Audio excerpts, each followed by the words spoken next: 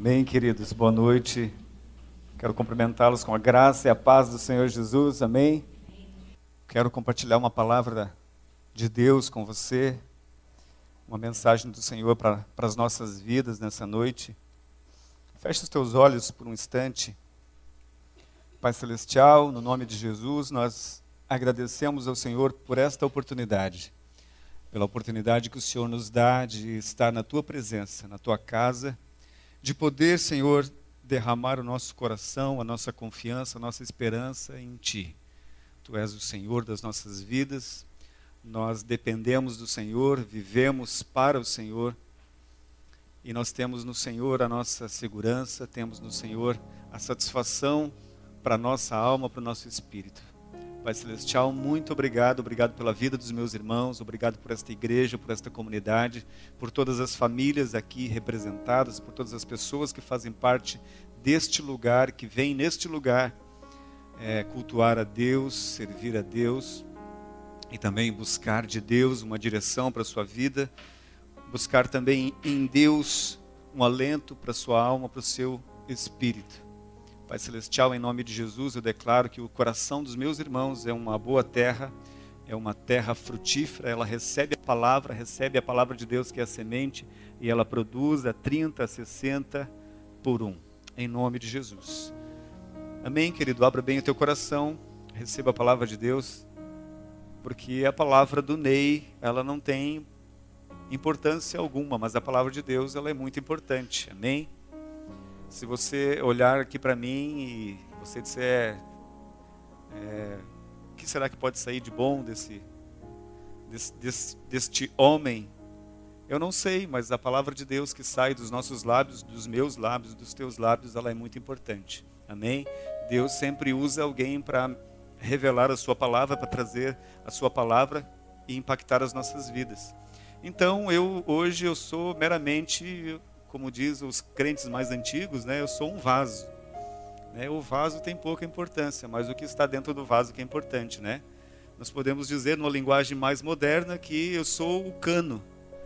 E o cano, ele fica bonito quando ele está escondido, não é assim? Lá na tua casa, lá, se você tiver um cano exposto, imagina a cozinha do Sérgio lá, aquela cozinha mais linda que o Sérgio tem. Se tivesse um cano exposto lá que trouxesse água para a pia dele, ia ficar bonito? Não. O que importa é a água, não é assim? Mas a água, ela é importante. O cano é meramente um condutor, ok? Então receba a palavra de Deus para a tua vida nessa noite. Receba com bastante entusiasmo no teu coração, Desmanche. Se você hoje veio aqui, de repente, em algum motivo, você está um pouco triste, um pouco abatido, mas deixe isso de lado por um instante e acalme e aquiete o teu coração e receba a palavra de Deus. Receba a palavra de Deus, como palavra de Deus. Receba esta palavra como algo que Deus tem preparado com bastante carinho para você e para a tua vida. Amém? Ok? O tema da ministração dessa noite, queridos, é um tema bastante conhecido. Você vai escutar, vai dizer, de novo, vamos falar sobre isso. Mas a palavra de Deus se renova assim que ela é mencionada, A palavra de Deus é como uma chuva. Se ela cai naquele lugar, ela precisa de vez em quando estar caindo na mesma terra para que a terra seja frutífera, para que a terra não seja uma terra seca. Então, a passagem, o texto base da ministração dessa noite está em Mateus 6:33, inclusive o Rogério mencionou parte dessa passagem hoje na ministração dos dízimos e ofertas. Mateus capítulo 6, versículo 33 é o texto base, e o tema da ministração dessa noite é Deus em primeiro lugar. Deus em primeiro lugar. Busquem, pois, em primeiro lugar o reino de Deus e a sua justiça, e todas essas coisas lhes serão acrescentadas. Busquem, pois, em primeiro lugar o reino de Deus e a sua justiça, e todas essas coisas lhes serão acrescentadas. Se você se lembra do contexto dessa passagem, você vai ver que ele está falando ali a respeito de não se preocupar com o dia de amanhã. De não se preocupar com o que você vai comer, com o que você vai vestir, aonde você vai morar. Não se deixar levar pelas preocupações dessa vida, ok? E eu quero abordar essa passagem e mais outros textos que nós vamos ler. E vamos conversar um pouquinho acerca de um princípio de Deus para as nossas vidas, estabelecido por Deus para nos abençoar, para nos guardar, para nos proteger. E esse princípio, ele é assim, queridos, é o princípio das primícias, do primeiro lugar, de ter Deus em primeiro lugar das nossas vidas. Se Deus, ele deseja ter o primeiro lugar, e se isso de certa forma é uma lei espiritual, né? Eu não gostaria de usar essa palavra lei espiritual, mas vamos usar então como um princípio espiritual. Se esse é um princípio espiritual que Deus tem para as nossas vidas e que Ele rege a nossa vida através, Ele pode nos abençoar e nos guardar, nos proteger através desse viés, então isso é muito importante para nós. Ter Deus em primeiro lugar, colocar Deus em primeiro lugar, tê-lo em honra, em alta estima. Em primeiro vem Deus. Busquem, pois, em primeiro lugar o reino de Deus e a sua justiça. Busquem primeiro Deus, primeiro Ele. Ele precisa estar em primeiro lugar das nossas vidas. Amém? Antes do teu marido, da tua esposa, antes dos teus filhos, antes do teu trabalho, da tua vida profissional, antes dos teus sonhos, do teu lazer, antes de tudo, vem Deus. Ele está em primeiro lugar. Esse é o lugar que Deus deseja ocupar nas nossas vidas. Ok? Então, ao longo da história bíblica, né, aponta a narrativa bíblica, as histórias da Bíblia apontam para esse princípio, de uma forma ou outra diferente, mas aponta para esse princípio de Deus desejando sempre ser o primeiro em nossas vidas. Ele não se contenta com o segundo lugar, nem com o terceiro, não, Deus é o primeiro, amém? Deus é o primeiro em nossas vidas, e é isso que Ele deseja ocupar, este é o lugar que Deus deseja ocupar. Primeiro lugar, queridos, antes de tudo, vem Deus. Ele precede a todas as outras coisas em minha vida. Antes de tudo, vem Deus. Ele é o primeiro. Amém? Em Mateus 22, versículo 36 ao 38, os escribas, os mestres da lei tentando pegar Jesus em alguma contradição, ou tentando induzir Jesus a fazer algo, falar algo contra a lei de Moisés, eles fazem uma pergunta para Deus: Mestre, qual é o maior mandamento da lei? E respondeu Jesus: ame o Senhor, o seu Deus, de todo o seu coração, de toda a sua alma e de todo o seu entendimento. Este é o primeiro e maior mandamento. Antes de tudo vem Deus. Antes de qualquer regras que eu e você precisamos cumprir ou não, antes de eu e você sairmos por aí estabelecendo leis, normas para as nossas vidas, o que é certo, o que é errado, vem Deus. Deus precisa estar em primeiro lugar. Jesus disse para eles, antes de vocês pensarem em obedecer todas essas leis, as leis de Moisés, e inclusive tantas outras que eles mesmos criaram, né? Até esses dias alguém citou aqui em cima mesmo, né? Dizendo que eram mais de 600 leis, né? Então Jesus estava dizendo para eles assim, ao invés de vocês estarem preocupados em obedecer tantas leis, tantas normativas, tantas regras, o mais importante na vida de vocês, nas nossas vidas, é amar a Deus acima de todas as coisas.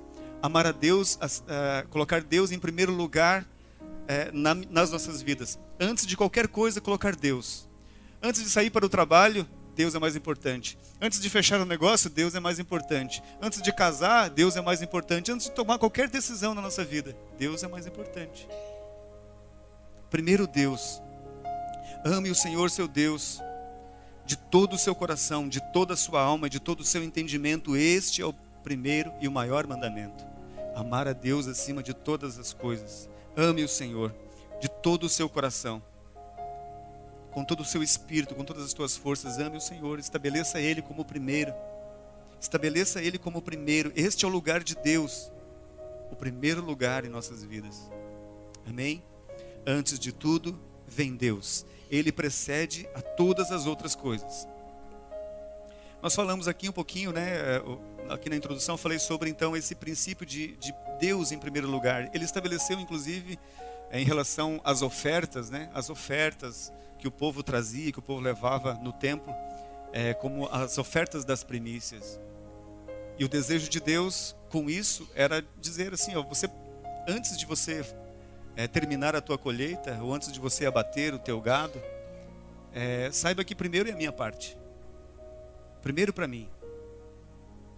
Nós vemos na história, tenho até uma passagem aqui de Provérbios, você não precisa abrir, apenas anote. Provérbios 3, capítulo 9 e 10 diz assim: honre o Senhor com todos os seus recursos e com os primeiros frutos de todas as suas plantações, e os seus celeiros ficarão plenamente cheios, e os seus barris transbordarão de vinho. Honre o Senhor com todos os seus recursos e com os primeiros frutos da tua renda. Isso é um princípio de Deus para as nossas vidas. É um princípio de Deus de colocar Ele em primeiro lugar nas minhas finanças, de colocar Ele em primeiro lugar, porque tudo vem dEle, assim como foi mencionado aqui, tudo vem dEle. Se você pode usar 30, 60, 90, é porque Ele permite, não é assim? Esse princípio das primícias, ele aponta para algo. Foi estabelecido em relação aos afazeres do homem, né? Foi estabelecido em relação ali ao trabalho e as plantações e a criação de gado do homem naquela época, mas ele aponta para algo maior, que é de honrar a Deus, de ter Deus em primeiro lugar. Porque se as nossas finanças, elas não estão, se nós temos dificuldade em honrar a Deus com as nossas finanças, consequentemente também não honraremos com outras coisas, com outras atitudes, não é verdade? A história, queridos, tem uma história, a história dos filhos de Adão, dos primeiros filhos de Adão, né? A história de Caim e Abel. Eu vou ler para vocês aqui. E ela também remete a isso. A honrar a Deus em primeiro lugar. Você conhece essa passagem, né? A oferta de Caim que não foi aceita, a oferta de Abel que foi aceita. E eu sei que você já escutou de várias formas, de várias maneiras, várias explicações dizendo: é por isso que não foi aceita, por causa do coração, por causa disso. Exatamente, tudo isso é válido, tudo isso é verdadeiro. E isso também aponta para o mais importante que Deus desejava com aquela oferta ou com aquela exigência dos dois irmãos ali. Era o coração. Deus queria saber onde estava o coração deles. Que lugar que Deus ocupava na vida daquelas pessoas. E aí fica a pergunta para nós, né? Que lugar que Deus ocupa em nossas vidas? Qual é o lugar de Deus no teu coração? Qual é o lugar de Deus na tua vida? Qual é o lugar que Ele ocupa no teu dia a dia? Você como pessoa, como ser humano, como cristão, como filho de Deus, qual é o lugar que Deus ocupa? Lembre-se que Ele precisa estar em primeiro lugar. Esse é o desejo deles, que você o tenha, que eu e você o tenhamos em primeiro lugar. Olha o que diz essa passagem, Gênesis 4, do 1 ao 7. Adão teve relações com Eva, sua mulher, e ela engravidou e deu à luz a Caim. Disse ela: com o auxílio do Senhor tive um filho homem. Voltou a dar à luz, e desta vez a Abel, irmão dele. Abel tornou-se pastor de ovelhas e Caim agricultor. Passado algum tempo, Caim trouxe do fruto da terra uma oferta ao Senhor. Abel, por sua vez, trouxe as partes gordas das primeiras crias do seu rebanho. O Senhor aceitou com agrado Abel e sua oferta, mas não aceitou Caim e a sua oferta. Por isso Caim se enfureceu e o seu rosto se transtornou. O Senhor disse a Caim: por que você está furioso? Por que se transtornou o seu rosto? Se você fizer o bem, não será aceito? Se você fizer o bem, não será aceito? Olha que coisa interessante, né? Lembre-se que Deus, Ele estabeleceu esse princípio de primícias para que nós pudéssemos colocar as coisas nos devidos lugares, né? Qual é o lugar de Deus na minha vida? Que lugar que Ele ocupa na minha vida? Interessante, queridos, eu não vou conseguir explicar isso, não tenho tempo para explicar aqui, mas o povo de Israel, inclusive, não sei se nos dias de hoje eles ainda fazem isso, mas eles faziam, na época bíblica, eles faziam a festa das primícias, né? Era uma festa para comemorar, né? Para celebrar a colheita. E quando diz aqui que, passado algum tempo, Caim levou uma oferta ao Senhor, e o Senhor não se agradou dele, não se agradou da sua oferta, mas Abel trouxe das primícias, dos primeiros, da gordura, das primeiras crias do seu rebanho, e o Senhor se agradou de Abel e se agradou da sua oferta. O que está dizendo é o seguinte: é que Caim, ele pegou e fez a sua plantação. Ele era agricultor. E na festa das primícias ali para o povo judeu era o seguinte: eles pegavam essa... Imagine que você está no interior e você tem uma grande plantação. Uma grande plantação. E ela chegou no ponto de ser colhida. Para esse povo aqui, para esse princípio das primícias, eles tinham que fazer o seguinte: eles iam naquele terreno, naquela plantação onde estava tudo pronto já para ser colhido. Eles colhiam os primeiros feixes daquela plantação e eles levavam para o sacerdote e apresentavam diante do sacerdote. Só depois deles apresentarem ao sacerdote e ser aceita a oferta deles, eles voltavam para sua roça, para sua plantação e colhiam. Não diz aqui com essas palavras nesse texto, mas você já imaginou que de repente o que aconteceu? A Bíblia diz que passado algum tempo Caim trouxe a sua oferta. Não foi imediatamente, ele não chegou na sua plantação, colheu os primeiros frutos, levou diante de Deus, ofereceu diante de Deus e voltou e colheu. Não, ele colheu a sua plantação, talvez ele armazenou nos seus celeiros, talvez ele... Eu não sei o que ele fez tudo. O que diz é que ele não fez imediatamente, que ele não honrou a Deus com os primeiros frutos. Ao contrário, seu irmão Abel, a Bíblia diz claramente, você vê como é um contraponto, ele diz: passado algum tempo, Caim trouxe a sua oferta diante de Deus. Passado algum tempo, né? Está ressaltando. Mas Abel, né, Abel por sua vez, trouxe das partes gordas das primeiras crias do seu rebanho. E o Senhor se agradou. O Senhor se agradou. Ele trouxe o primeiro. Com isso, Abel, queridos, Abel estava dizendo: Deus, Tu és o primeiro lugar da minha vida. E com essa atitude, Caim estava dizendo: Deus, o que sobrar é seu. Depois que eu arrumar as minhas coisas, depois que eu cuidar da minha plantação, depois que eu armazená-la com segurança, aí eu levo. Você consegue imaginar, de repente, quantas vezes nós fazemos da mesma forma? Caim e Abel aqui, vamos colocar assim, quer dizer, dois tipos de crente. É dois tipos de irmão. É dois tipos de filho de Deus. Amém? E infelizmente, nos nossos dias, nós agimos da mesma forma. Ora nós fazemos corretamente como Abel, e ora nós agimos como Caim, dizendo: Deus, quer saber de uma coisa? Pastor não entende muito mesmo de negócio, né? Pastor, eu é que sei. Eu é que sei os gráficos eu que sei quando sobe, quando cai, eu é que tenho a manha do meu negócio, né? Deixa Deus lá, deixa o pastor lá, deixa o líder lá. Eu que sei, eu sei cuidar da minha vida. Quer saber de uma coisa? Eu vou cuidar das minhas coisas, né?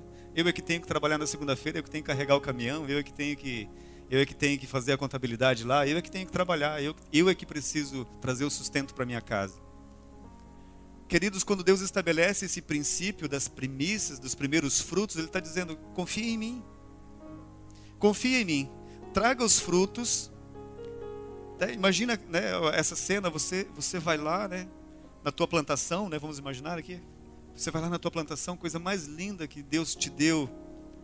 Tudo Ele colocou nas tuas mãos para administrar. E você diz assim: agora está no ponto de colher. Eu vou honrar o meu Deus. Os primeiros feixes eu levo diante do Senhor. O Senhor é teu. Em Romanos capítulo 11, versículo 6, se eu não me engano, ou é o contrário, diz o seguinte: se a massa é santa, os pães, né, o restante da massa, a primeira parte da massa é santa, o restante da massa também é. Se os primeiros frutos do meu trabalho são santos, o restante também é. Se a raiz é santa, se a raiz é pura, os ramos, o tronco e os frutos também são. Quando Deus ele faz essa colocação, de dizer: queridos, né, meus filhos, tragam primeiro para mim, está dizendo o seguinte, que se o primeiro fruto você entregou nas minhas mãos e está abençoado, é santo, o resto da tua colheita é santo, é abençoado. Amém? E com isso nós estamos dizendo: Deus, Tu és o primeiro na minha vida. O Senhor é o primeiro na minha vida. Caim e Abel, dois tipos de crente. E olha só, o interessante desse texto é que Deus conversa, na conversa de Deus com Caim, depois que Caim fica triste. Caim não só fica triste, diz que ele fica furioso, ele fica bravo, ele fica furioso com essa situação. E com certeza ele fica furioso com Deus, porque Deus não aceitou a maneira como ele ofertou. Ele também fica furioso porque Deus aceitou o seu irmão. Ele fica com ciúme. Como o Senhor pode aceitar a oferta do meu irmão e não aceitou a minha? Só porque eu trouxe atrasado? Só porque eu fiz todas as coisas primeiro e depois eu vim aqui? Só por isso Deus não aceitou? Será que às vezes a gente não se comporta dessa forma também? Dizendo, Deus, mas só por causa disso, Deus? E aí Deus fala o seguinte para eles: se você procedesse bem, você não seria aceito? Se você fizesse corretamente, você não seria aceito? Por que você está triste? Por que você está bravo? Por que você está furioso? Por que transtornou o teu coração? Se você fizesse corretamente, você não seria aceito? Sabe o que nós entendemos com isso? É que isso era uma prática comum. Eles já sabiam disso. Eles sabiam que tinham que honrar a Deus em primeiro lugar. Eles sabiam disso. E talvez em outras ocasiões, talvez ele tivesse feito corretamente. Não sei, não diz ali, mas eles sabiam do procedimento, sabiam, porque Deus falou para ele: se você fizesse certo, quer dizer, você sabia o que precisava fazer. Por que você não fez? Está triste agora? Está nervoso? Está chateado? Mas você sabia como deveria ser feito. A atitude dos dois irmãos deixa claro quem está em primeiro lugar. E deixa claro através das obras, através da atitude. E é assim que deve ser conosco. De certa maneira, Deus está dizendo para nós: você sabe o que precisa fazer, não sabe? Você sabe. A Bíblia, ela fala, se não me engano, em Tiago. Ela diz o seguinte, né? Eles estão conversando assim, e tem uma narrativa assim: mostre, eu tenho fé, mas não tenho obras. Ou você tem fé, mas não tem obras. Eu tenho fé, mas tenho fé e tenho obras. E aí a conversa é assim: não, mas mostra a tua fé. Não, eu tenho fé, eu creio, eu sei, eu tenho fé. Sim, mas onde estão as tuas obras? Não, mas eu tenho fé. É como se Caim dissesse para Deus: não, Deus, eu sei o que precisa ser feito. Pois é, onde estão as tuas obras? Não, mas eu sei que eu creio, eu acredito, eu tenho fé. Mas e as obras? Onde estão as obras? Caim disse: sim, Senhor, eu tenho fé. E tem as obras. Ele trouxe, ele levou. Ele tinha conhecimento e ele praticou o conhecimento que ele tinha. Para nós, a diferença entre nós, talvez a diferença entre você e o teu irmão, entre os crentes, a diferença é a mesma. É que alguns agem com fé e atitude e outros continuam só na fé. Sim, eu creio. O Senhor é o primeiro na minha vida, eu declaro, é verdade, Senhor, Tu és o primeiro na minha vida. Senhor, Tu és o primeiro na minha vida. E Tu és o primeiro na minha vida, Senhor, eu creio. Mas onde estão as tuas obras? Na hora de praticar, de mostrar, onde está a atitude? Mostrando que Deus é o primeiro lugar. Por que escolhemos outros relacionamentos, outras pessoas, outras coisas no lugar de Deus? Por que elegemos o nosso lazer, a nossa intuição para o trabalho antes de consultar a Deus? Por que realmente Deus não está em primeiro lugar?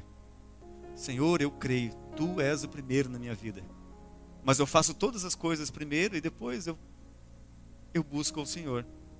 Eu corro durante toda a semana atrás, né, daquilo que Mateus 6 falava ali para nós, né? Eu corro atrás da comida, eu corro atrás dos bens materiais, eu corro atrás da minha carreira, eu corro atrás dos meus negócios, de cuidar dos negócios da minha empresa. Eu faço tudo isso antes de Deus. Mas Deus está em primeiro lugar na minha vida. Eu digo que está. Mas o que Deus deseja é que a nossa fé seja coerente, ou as nossas atitudes sejam coerentes com aquilo que nós afirmamos que cremos. Caim sabia da maneira como deveria proceder. E ele ficou chateado porque ele fez de uma maneira errada e queria que Deus aceitasse o que ele fez. No entanto, o seu irmão Abel, ele fez conforme foi instruído. O melhor é para Deus, primeiro é para Deus, eu dependo dele. E ele leva a oferta, uma oferta de maneira que o Senhor se agrada. Segundo ponto, colocar as coisas no devido lugar, reorganizar as prioridades. Amém? Deus está em primeiro lugar na minha vida?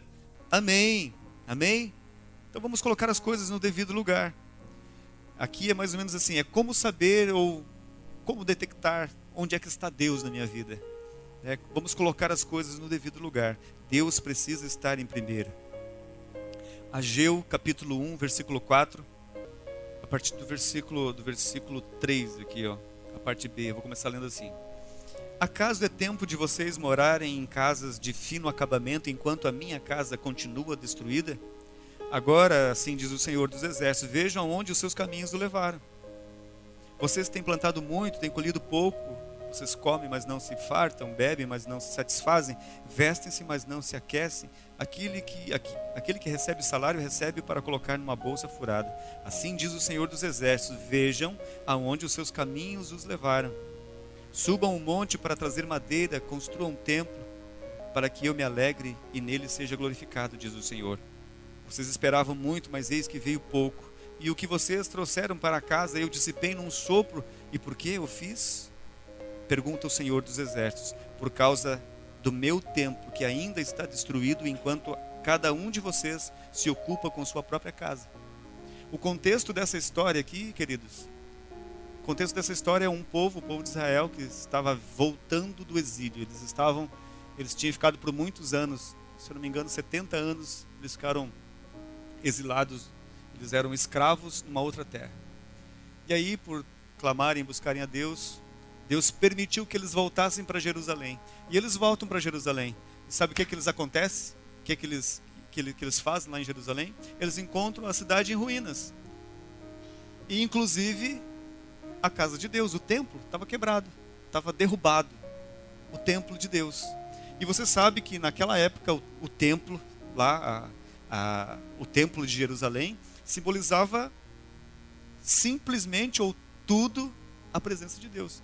Se aquele templo estivesse derrubado, significava o seguinte: onde é que Deus está, né? Como que Deus vai nos abençoar se esse lugar está quebrado, está derrubado, não tem incenso, não se queima incenso aqui, não se oferece sacrifícios em perdão ou para encobrir o pecado do povo. E com isso a nação é amaldiçoada, não é abençoada, porque o templo não está funcionando, não existe sacerdote, os levitas não estão trabalhando no templo, porque o templo está derrubado, está quebrado.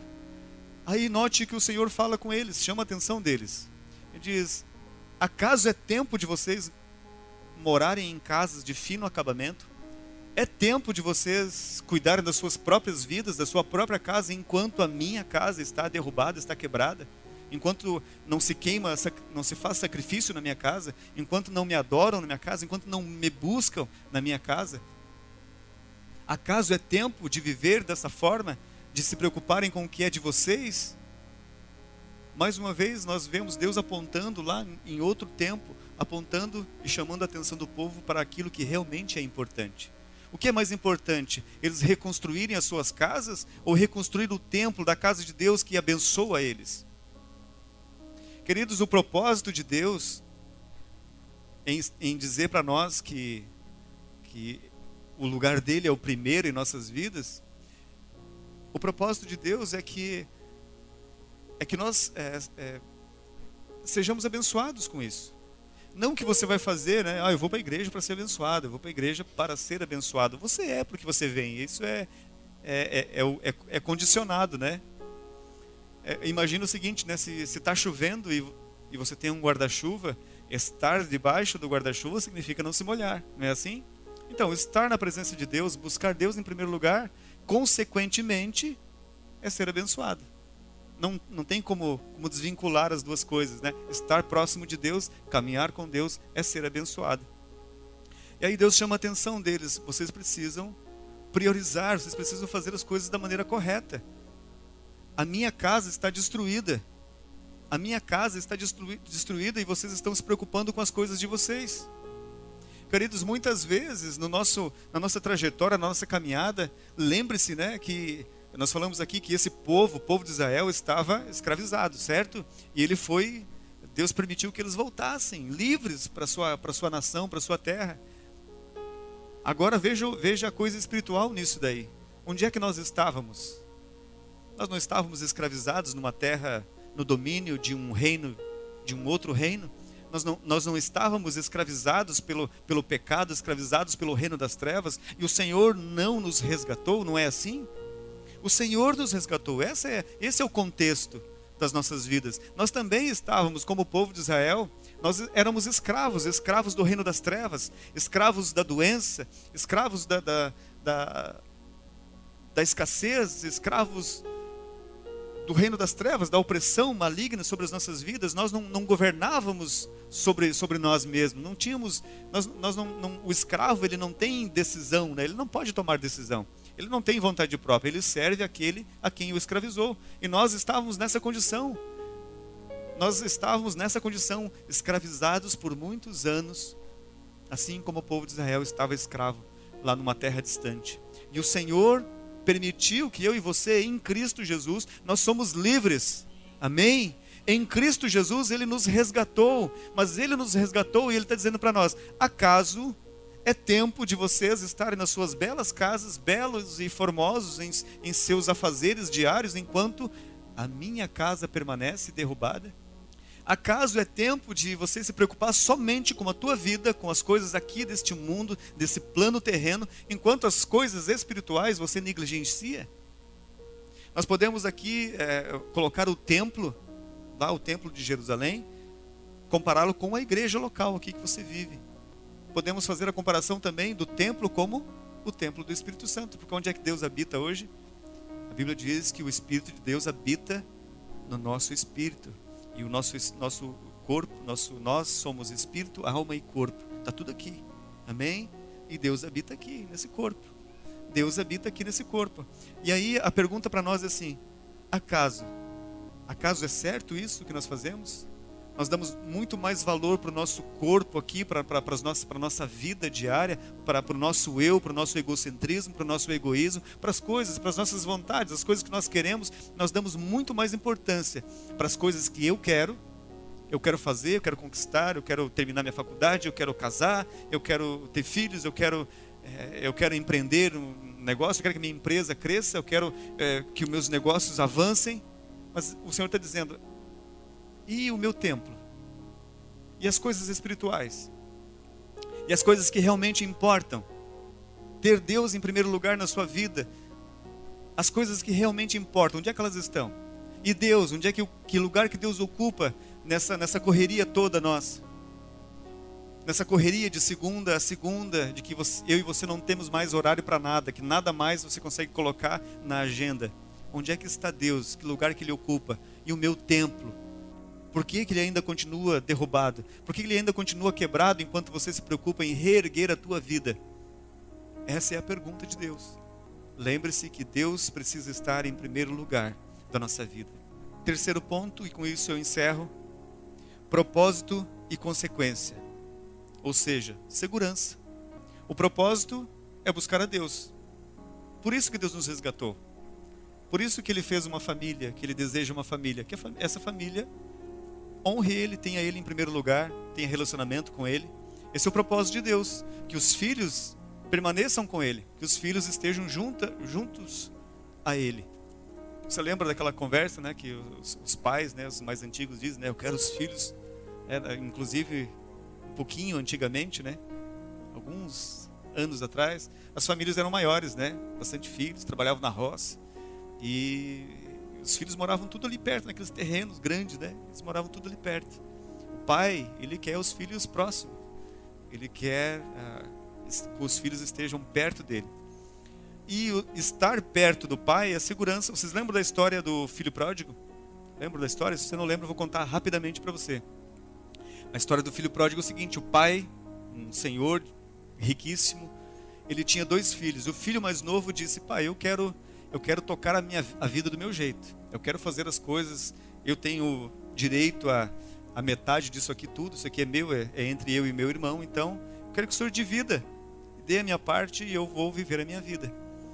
Contrariado, mas o pai faz isso. Mesmo não querendo que o filho se afaste dele, o pai faz isso. Entrega a ele a sua parte da herança. E a Bíblia diz que esse rapaz, ele saiu e viveu do jeito que ele quis. Só que a riqueza dele acabou. Longe do pai, as coisas terminam, acabam. mesmo a riqueza, ela tem fim. Mesmo as grandes riquezas, elas findam, elas acabam. E esse filho, então, ele percebe que ele não tinha mais recurso nenhum, e ele trabalhava num trabalho mais humilhante, no contexto aqui de um judeu, né? Jesus está contando essa parábola para os judeus. E trabalhar com os porcos. Ele ficou pastor, em vez de pastor de ovelhas, era um pastor de porcos. Ele cuidava dos porcos. E o pior é que ele não era alimentado. Ele tinha que disputar a comida dele com os porcos. Você consegue imaginar uma pessoa, o filho de um rei, o filho de um homem nobre, de um senhor riquíssimo, pega a sua herança, vai para um lugar, acaba com essa herança e ele começa a trabalhar num trabalho mais humilhante de todos. E ainda ele não tinha nem sustento. Ele tinha que brigar com os porcos para ele comer. Ele tinha que colocar a mão lá, o porco está comendo, ele tinha que colocar a mão lá para ele poder comer alguma coisa. Isso é o que a Bíblia diz a respeito desse filho. E aí ele cai em si, ele começa a pensar, poxa, na casa do meu pai, na presença do meu pai, se eu estivesse junto do meu pai, lá o serviçal mais simples, a pessoa, o escravo do meu pai, o mais humilde, ele tem o que comer, ele tem o que beber, ele tem aonde dormir confortavelmente, enquanto eu estou aqui comendo comida de porcos. Sabe o que eu vou fazer? Eu vou voltar para a casa do meu pai. Queridos, Deus precisa ocupar o primeiro lugar das nossas vidas. Esse é o desejo de Deus. E assim como eu disse, isso é segurança para nós. Estar na casa do Pai é segurança. O bastante, as riquezas, ou mesmo os meus talentos longe do Pai, não são suficientes para viver. Mas o pouco, junto de Deus, tendo Deus em primeiro lugar, é suficiente. É o bastante. Tem uma história, queridos, a história de Elias, né? A história de Elias, quando Elias vai para um lugar e Deus diz para ele assim, sai daqui, esse lugar o rio já secou, e era um período de seca, de 3 anos e meio de seca, e eu acredito que pela história ali, eles estavam bem no começo ainda desses 3 anos de seca, 3 anos e meio de seca. E a palavra do Senhor vem para ele e diz, sai desse lugar aqui e vai para uma outra terra que uma viúva vai te sustentar. E quando ele chega naquela terra, ele encontra a viúva. Mas olha em que situação que ele encontra a viúva. Ela tinha um filho, e dá a entender que era um filho menor de idade, né? Dependente dela. E ele diz para ela, você me dá um copo d'água? Ela disse, sim. E ela foi trazer água para ele. E aí ele grita com ela, diz, ei, antes disso, faz um bolo e traz um pedaço para mim, traz um pão para eu comer.